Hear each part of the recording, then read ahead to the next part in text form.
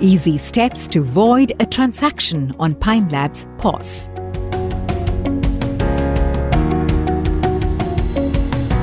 Step 1. Press any button to go to User menu.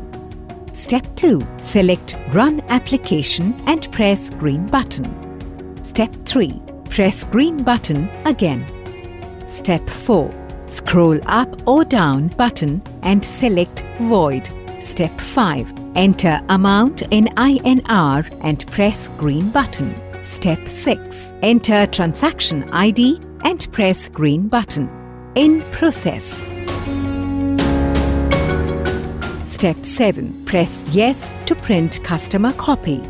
Step 8. Charge slip gets printed.